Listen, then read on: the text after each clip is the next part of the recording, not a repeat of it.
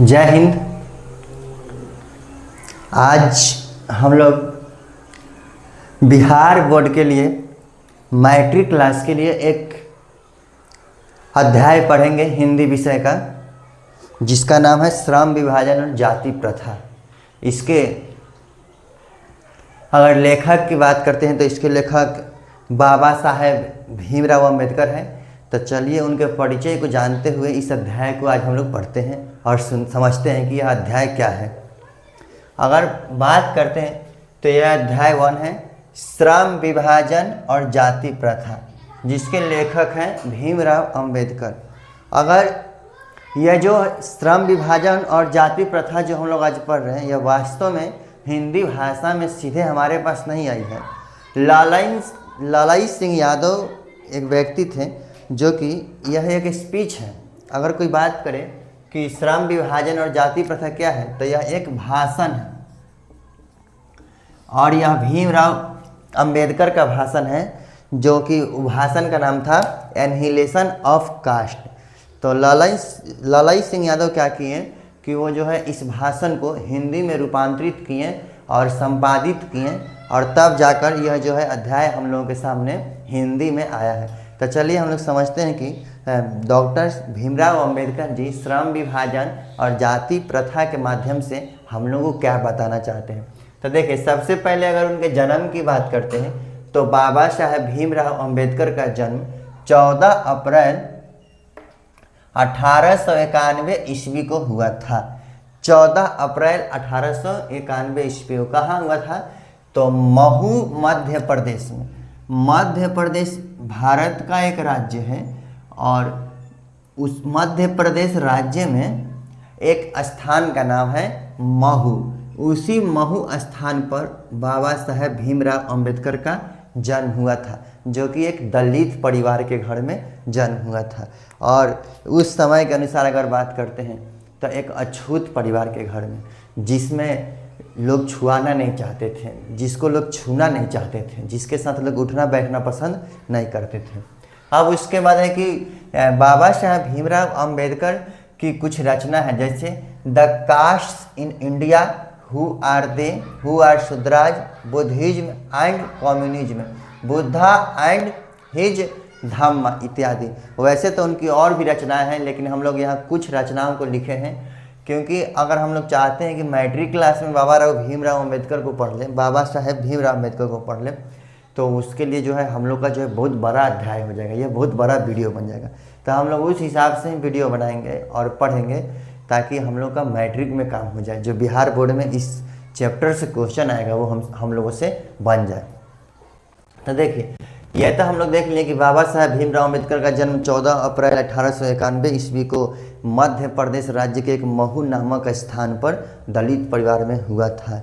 और उनके कुछ रचनाओं का नाम हम लोग पढ़ लिए, जैसे कि who are Shudras, the Buddhism and his Dhamma. और उनके निधन की बात करते हैं तो 6 दिसंबर 1956 ईस्वी को दिल्ली में उनका निधन हुआ था। तो देखिए, इसके माध्यम से बाबा साहब कहते हैं कि श्रम विभाजन और जाति प्रथा में क्या अंतर है। वो कहते हैं कि यह विडंबना की बात है कि आज भी हमारे देश भारत में जो है जाति प्रथा मानने वाले लोगों की कमी नहीं है। वो कहते हैं कि जाति प्रथा जो है श्रम विभाजन का एक रूप है। जाति प्रथा एक श्रम विभाजन का रूप है, इसलिए जाति प्रथा में कोई बुराई नहीं है।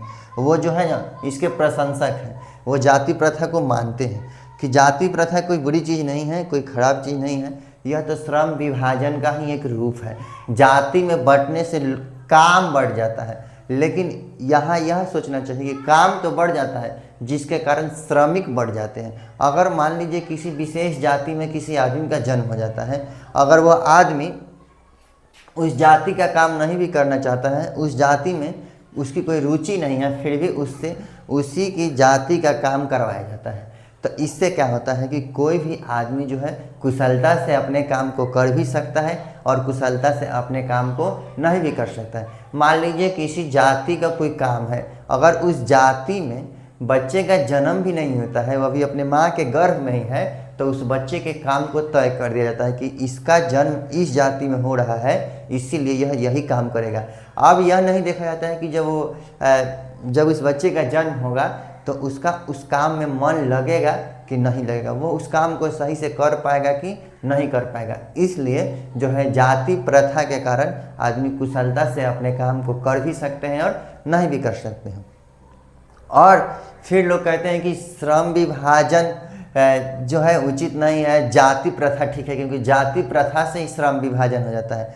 तो जाति प्रथा में कुछ कमी यही है, एक कमी है कि बच्चे का जन्म भी नहीं होता है, वो अपने माँ के गर्भ में ही रहता है, तो उसका जो है ना कर्म तय कर दिया जाता है कि जिस जाति में इसका जन्म होगा वही इसका काम होगा।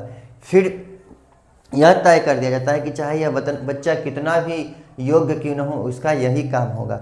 तो ये जो है जाति प्रथा बाबा साहब भीमराव अंबेडकर के दृष्टिकोण से जो है यह एक कुप्रथा है, और सही में है भी। अगर मान लीजिए किसी का जन्म नाई जाति में होता है तो यह जरूरी नहीं है कि वो बाल काटने का ही काम करेगा, वो बाल काटने का काम सही से कर भी सकता है, नहीं भी कर सकता है, तो उसको मजबूर करना ठीक बात नहीं है। इसी प्रकार अगर किसी का जन्म जो है ना मोची के घर में होता है तो यह जरूरी नहीं है कि वो सिर्फ जो है चमड़े का ही काम कर सकता है, वो कर भी सकता है और नहीं भी कर सकता है। तो जाति प्रथा से हम लोग यह देख रहे हैं कि जाति प्रथा के माध्यम से लोगों का काम तय कर दिया जाता है, भले अब उस व्यक्ति का उस काम में मन लगे या न लगे, जो कि यह व्यक्ति के रुचि पर निर्भर नहीं करता है। अब मान लीजिए किसी व्यक्ति को जो है उसकी जाति के काम करने में मन लगे या न लगे, उसकी रुचि है कि नहीं है, और जाति प्रथा से काम तय हो जाता है, तो यह एक कुप्रथा है बाबा साहेब भीमराव अम्बेडकर के अनुसार, और सबके अनुसार हम लोग को इसे समझना भी चाहिए।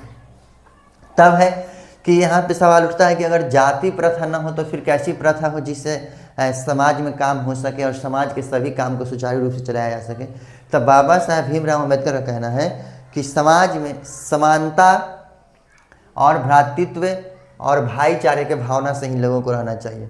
यानी कि वो कहते हैं कि सभी कोई भाईचारे से रहे और अपने काम को जो है किसी के ऊपर दबाव न दे, चाहे वो जाति हो या फिर कुछ और हो। अगर किसी व्यक्ति का किसी काम में मन नहीं लगता है तो उसे दबाव देकर वह काम नहीं कराना चाहिए। यह बाबा साहेब भीमराव अम्बेडकर का जो है कहना है, क्योंकि भाई जाति प्रथा में तो काम जन्म के आधार पर तय कर दिए हैं। अब उस बच्चे का उस काम में मन नहीं लगेगा तो वह काम सही से नहीं हो पाएगा। तो बाबा साहब भीमराव अम्बेडकर का कहना है कि जाति प्रथा नहीं, व्यक्ति को जो है ना भाईचारे के हिसाब से समाज में रहना चाहिए और समानता के आधार पर लोगों को जो है समाज में रहना चाहिए और लोकतंत्र के आधार पर समाज में लोगों को रहना चाहिए। चलिए, यह जो है हम लोग जाति प्रथा और श्रम विभाजन पर जो है बाबा साहब भीमराव अम्बेडकर के कुछ विचारों को जानने का प्रयास किए। अब इस चैप्टर से जो है ना कुछ क्वेश्चन आता है ऑब्जेक्टिव के रूप में। चलिए हम लोग एक एक करके उस क्वेश्चन को देख लेते हैं जो शायद ऑब्जेक्टिव का काम कर सके। चलिए, इसके बाद हम लोग श्रम विभाजन और जाति प्रथा अध्याय का कुछ ऑब्जेक्टिव क्वेश्चन आंसर देख लेते हैं, जो कि परीक्षा में कभी न कभी आया है और फिर कभी आ सकता है। तो चलिए देखते हैं। पहला क्वेश्चन है कि भारत में बेरोजगारी का एक प्रमुख व प्रत्यक्ष कारण क्या है। कि भारत में लोग इतने बेरोजगार हैं, इसका एक प्रमुख और प्रत्यक्ष मतलब डायरेक्ट कारण क्या हो सकता है। तो इसका एक प्रमुख कारण है कि जाति प्रथा। भारत में जाति प्रथा के कारण लोग जो है अपनी जाति के अलावे किसी दूसरी जाति का काम करना नहीं चाहते हैं, क्योंकि समाज में उनकी जगहसाई होगी, समाज में लोग उनकी निंदा करेंगे। इस कारण वो दूसरा काम नहीं करते हैं, भले बेरोजगार रह जाए। तो इसलिए बेरोजगारी का एक प्रमुख कारण है जाति प्रथा। दूसरा है आधुनिक सभ्य समाज श्रम विभाजन को आवश्यक क्यों मानता है।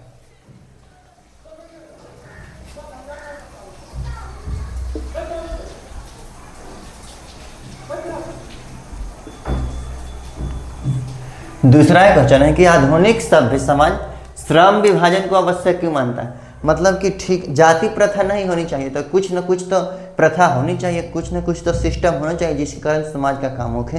तो जो आधुनिक जो सभ्य समाज है वो जो है ना श्रम विभाजन को जो है मानते हैं। इसका कारण तो श्रम विभाजन को क्यों मानते हैं, कार्य कुशलता के लिए श्रम का विभाजन क्यों होना चाहिए, ताकि कार्य में कुशलता हो जाए, कार्य को आदमी सही ढंग से कर सके।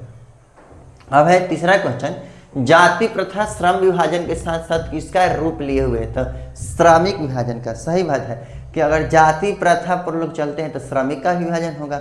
लोग मजदूर को बांट देंगे कि तुम मजदूर हो लेकिन तुम सिर्फ यही काम कर सकते हो क्योंकि तुम इस जाति के मजदूर हो। तो यह जो जाति प्रथा है अपने साथ साथ श्रमिक विभाजन का भी रूप लिए हुए है। फिर है कि डॉक्टर भीमराव अंबेडकर ने किस प्रथा को आर्थिक पहलू से भी खतरनाक माना है। तो जाति प्रथा, डॉक्टर साहब भीमराव अंबेडकर जाति प्रथा को जो है सबसे जो है महत्वपूर्ण कारण तो माने थे बेरोजगारी का, लेकिन वो आर्थिक पहलू से भी खतरनाक माने थे। मतलब ठीक है आर्थिक रूप से लोग असमान हैं, आर्थिक रूप से लोगों में समानता नहीं है, लेकिन उससे भी खतरनाक एक पहलू है जाति प्रथा। आदर्श समाज स्वतंत्रता, समानता, भ्रातृत्व पर आधारित होगा, ऐसा किसने कहा था? तो बाबा साहेब भीमराव अम्बेडकर ने। बाबा साहेब भीमराव अम्बेडकर ने ही कहा था कि अगर आप समाज को आदर्श समाज बनाना चाहते हैं तो आपको उस समाज में जो है ना स्वतंत्रता, समानता और भ्रातृत्व की भावना लानी होगी। फिर एक क्वेश्चन है कि भारत में जाति प्रथा का मुख्य कारण क्या है? तो बेरोजगारी। फिर है कि भारतीय संविधान का निर्माता किसे कहा जाता है? तो डॉक्टर साहब भीमराव अम्बेडकर ही तो है भारतीय संविधान के निर्माता। संविधान सभा के ये जो है ना प्रारूप समिति के अध्यक्ष यही थे Baba Saheb Bhimrao Ambedkar, profile draft committee. फिर इसके बाद है कि भीमराव अम्बेडकर के चिंतन एवं रचनात्मक के प्रेरक व्यक्ति कौन थे? तब वो भीमराव अम्बेडकर जो है अपने चिंतन और रचनात्मकता के लिए बुद्ध, कबीर तथा ज्योतिबा फुले को आदर्श मानते थे। इसको लिख लीजिएगा, शायद इसमें से कोई क्वेश्चन परीक्षा में आ सकता है। और मतलब जितना हम लोग परिचय में देखे थे, परिचय में लिखे थे, उसको भी एक बार ध्यान से देख लीजिएगा, परिचय से भी क्वेश्चन आ सकता है परीक्षा में। ठीक है, अब एक क्वेश्चन आता है कि बाबा साहेब भीमराव अम्बेडकर जो है किसके कहने पर न्यूयॉर्क और लंदन में पढ़ने गए थे? तो वो बड़ौदा नरेश के कहने पर न्यूयॉर्क और लंदन में पढ़ने गए थे। किसके कहने पर? तो बड़ौदा नरेश के कहने पर बाबा साहेब भीमराव अम्बेडकर जो है लंदन में पढ़ने गए थे। इसको लिख सकते हैं बड़ौदा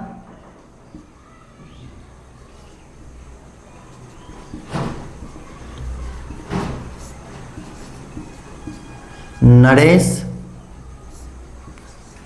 की प्रेरणा से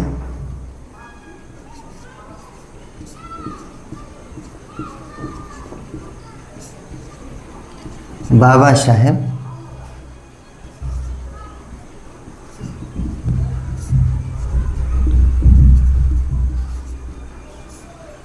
न्यूयॉर्क, जो कि अमेरिका में है, और लंदन